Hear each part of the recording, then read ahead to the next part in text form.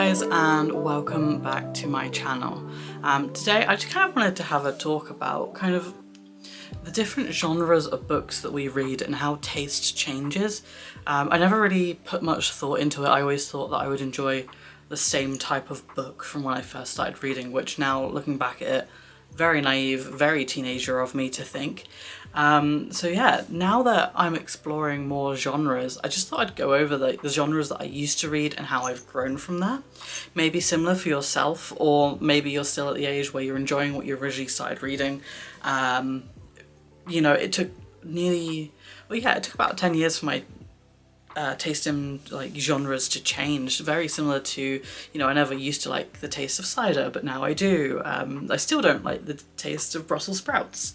You know, broccoli I can somewhat tolerate, you know, so it's one of those things I think that just kind of happens with age. Like in another 10-20 years, I wonder what I'd be reading then. Would it still be reminiscent of now and 10 years ago, or would it be completely different? Would I absolutely hate picking up the genres that I absolutely adore?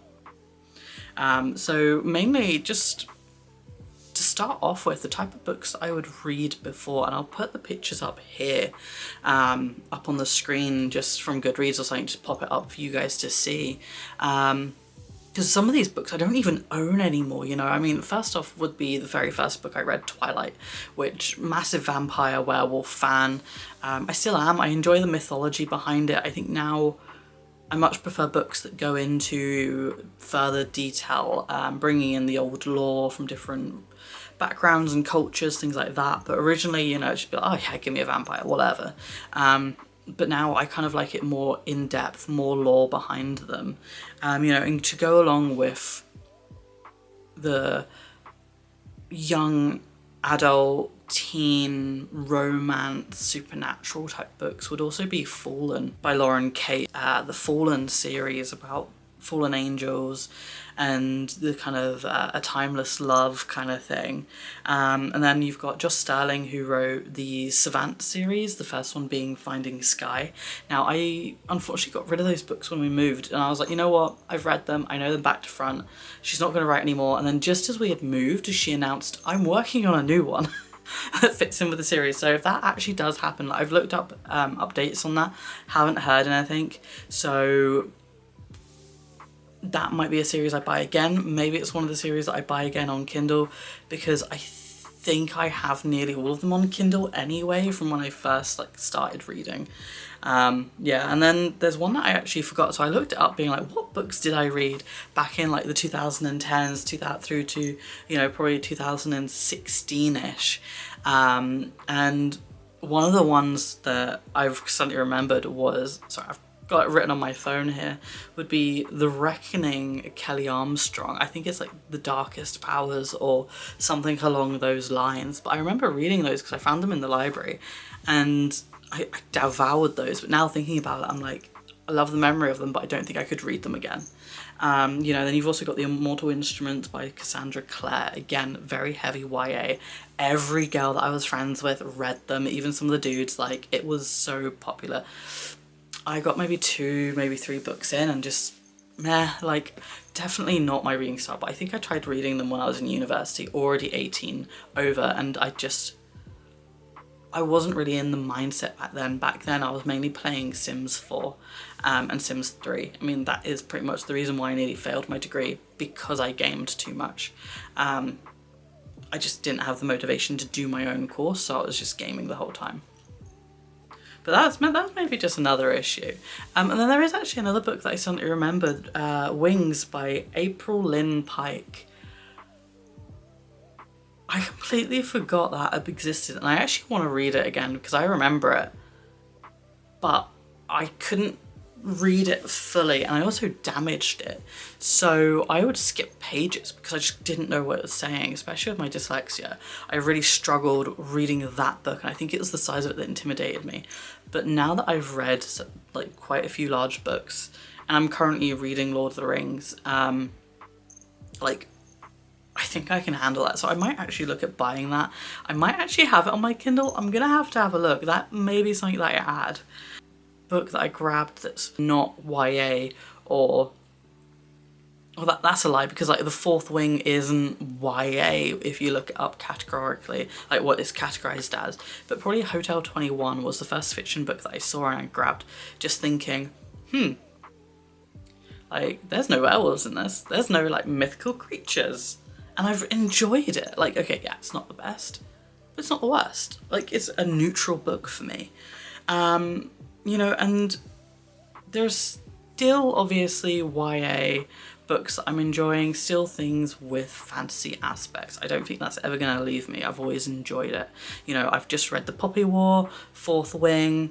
I read Crave, which I enjoyed the second half of Crave, not the last half. It was YA. I think I might, if I see it, I might buy the second book. I'm not sure if I'd want to purposely go out and find it, but if it's there, it's there, just so I can finish the series. Now, I think if it's more than 2 books, I might just pass on it, but I'll have to look it up, and if I am interested, then great. If not, yeah, like, it's literally a rewrite of Twilight, just with a wider, I don't know, it's definitely got Twilight aspects, a little bit of Fallen, maybe, with the aspect of it being based in like a boarding school. Like, it's quite an interesting read. It's definitely more of like a tragic backstory than Twilight, which kind of interested me.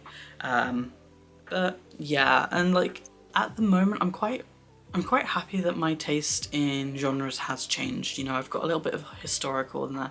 I've actually sat down and purposely read just romances. Yeah, not the biggest fan. I kind of like the main ones I would say that I'm enjoying, I have touched on, would be the Bridgerton. Which, so I don't know if I'm going to get into like historical fiction, historical romance. Who knows? We'll see what happens there. But another genre that I've never attempted to read, that I realised that I actually do want to try, is biography. It's always been very intimidating to me, reading about someone's life. It's factual, but after reading She Who Became the Sun, that is based, it's not based on true events, but I believe from what I read from the author's like acknowledgement was that she did a lot of research and decided to lean into Chinese history. And I've always avoided things like that, even if it is loosely based on Chinese history. I've just always gone, ooh, no, that's got facts in, which I don't know what's wrong with me. Why would I do that?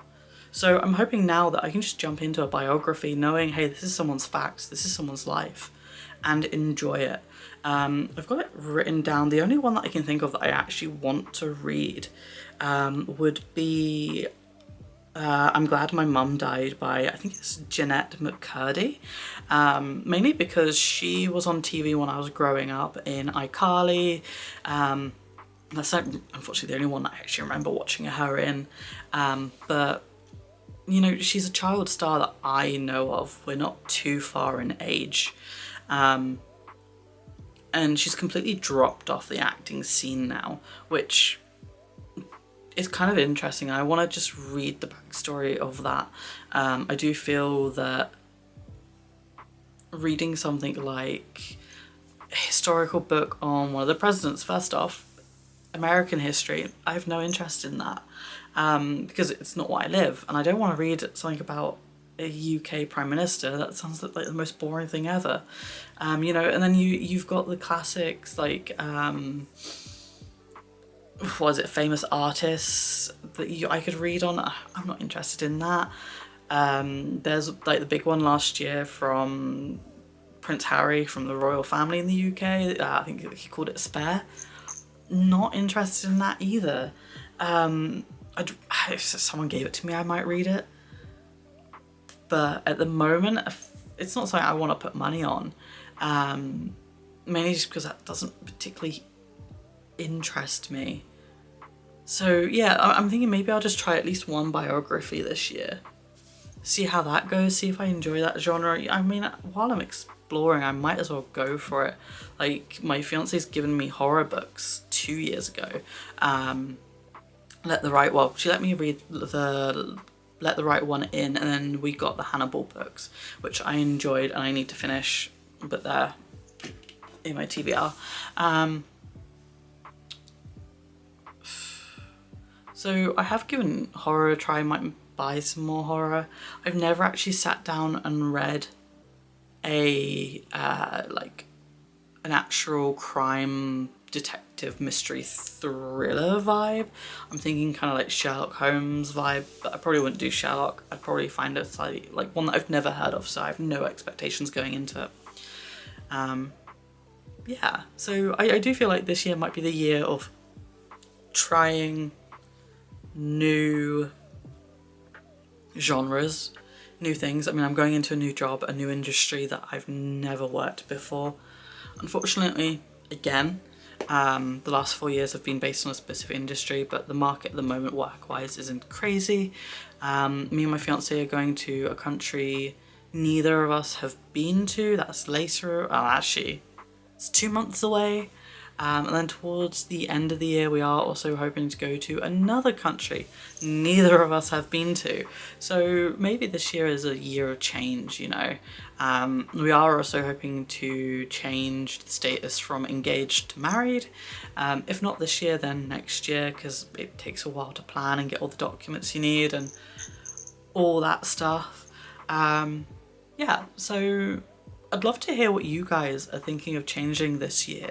Are you going into studying, finishing studying, changing up your book genres, life events that you're hoping to change or turn around? Who knows? But yeah, feel free just to let me know. And if you guys know of any good biographies, if you know of any child stars from that era that did write like a memoir, biography or anything like that, let me know, because I'd be interested. Or if you even have like a crime thriller, let me know. Love to get recommendations.